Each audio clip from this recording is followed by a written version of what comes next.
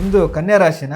ಹಾಗಿದ್ದರೆ ಜುಲೈ ತಿಂಗಳಲ್ಲಿ ಕನ್ಯಾ ರಾಶಿಯವರ ಮಾಸ ಭವಿಷ್ಯ ಹೇಗಿದೆ ಅನ್ನೋದನ್ನು ಈ ವಿಡಿಯೋದಲ್ಲಿ ನಾನು ತಿಳಿಸ್ಕೊಡ್ತೀನಿ. ಅದಕ್ಕೂ ಮುಂಚೆ ನಮ್ಮ ಪೇಜ್ನ ಫಾಲೋ ಮಾಡಿ, ಲೈಕ್ ಮಾಡಿ ಹಾಗೂ ಆದಷ್ಟು ಶೇರ್ ಮಾಡಿ.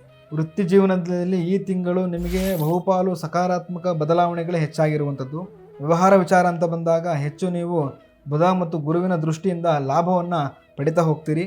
ಹಣಕಾಸಿನ ವಿಚಾರ ಅಂತ ಬಂದಾಗ ವ್ಯವಹಾರಗಳಲ್ಲಿ ನೀವು ಹಾಕುವಂಥ ಹೂಡಿಕೆಗೆ ಹಣ ವಾಪಸ್ ಬರುವಂಥದ್ದಾಗಿರ್ಬೋದು, ಸಾಲಗಳು ಕೊಟ್ಟಿದ್ದರೆ ವಾಪಸ್ ಬರುವಂಥದ್ದಾಗಿರ್ಬೋದು, ನಿಮ್ಮ ಜೀವನದಲ್ಲಿ ಅನವಶ್ಯಕ ಖರ್ಚುಗಳು ನಡೀತಾ ಇದ್ದರೆ ಅದು ಸ್ಟಾಪ್ ಆಗುತ್ತೆ. ಹಾಗೆ ಕುಟುಂಬ ಜೀವನ ಅಂತ ಬಂದಾಗ ಕುಟುಂಬದಲ್ಲಿ ನಿಮಗೆ ಸಣ್ಣ ಪುಟ್ಟ ವೈಮನಸ್ಸುಗಳು ಸೃಷ್ಟಿ ಆಗ್ತಾನೆ ಇರುತ್ತೆ.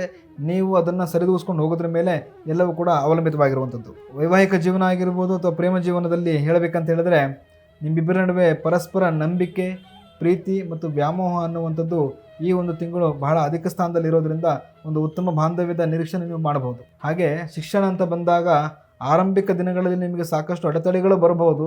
ಆದರೆ ತಿಂಗಳಾಂತ್ಯದಲ್ಲಿ ಒಂದು ತಿಂಗಳ ಅರ್ಧ ಭಾಗ ಕಳೆದ ನಂತರ ಒಂದು ಸಕಾರಾತ್ಮಕ ಬದಲಾವಣೆ ವಿದ್ಯೆಯಲ್ಲಿ ನೀವು ಕಾಣಬಹುದು. ಹಾಗೆ ಆರೋಗ್ಯ ವಿಚಾರ ಅಂತ ಬಂದಾಗ ಬುಧನ ಅನುಗ್ರಹದಿಂದ ನಿಮಗೆ ಸ್ವಲ್ಪ ಆರೋಗ್ಯದಲ್ಲಿ ಚೇತರಿಕೆಯನ್ನು ಕಾಣ್ತೀರಿ. ಹಳೆಯ ರೋಗಗಳಿಂದ ಬಳಲಿದ್ರೆ, ನೋವುಗಳಿಂದ ಬಳಲಿದ್ರೆ ಕಮ್ಮಿ ಆಗುತ್ತೆ. ನಿದ್ರಾಹೀನತೆ ಆಗುವಂಥ ಸಂಭವ ಇರುತ್ತೆ. ಅದರ ಮೇಲೆ ಸ್ವಲ್ಪ ನೀವು ಗಮನವನ್ನು ಹರಿಸಿ. ಮತ್ತು ಪರಿಹಾರಕ್ಕಾಗಿ ನೀವೇನು ಮಾಡಬೇಕು ಅಂತಂದರೆ ಮೂಲವಾಗಿ ಶನಿದೇವರ ಆರಾಧನೆಯನ್ನು ಮಾಡುವಂಥದ್ದಾಗಿರ್ಬೋದು ಅಥವಾ ಆಂಜನೇಯ ಸ್ವಾಮಿ ದೇವರ ಆರಾಧನೆಯನ್ನು ಮಾಡಿ ಕಪ್ಪು ಎಳ್ಳನ್ನು ದಾನ ಮಾಡೋದರಿಂದ ನಿಮಗೆ ಶನಿಯ ಪ್ರಭಾವ ಆಗಿರ್ಬೋದು, ಬೇರೆ ಮಿಕ್ಕಂಥ ಗ್ರಹಗಳ ಕೆಟ್ಟ ಪ್ರಭಾವಗಳು ಕಡಿಮೆ ಆಗುವುದು.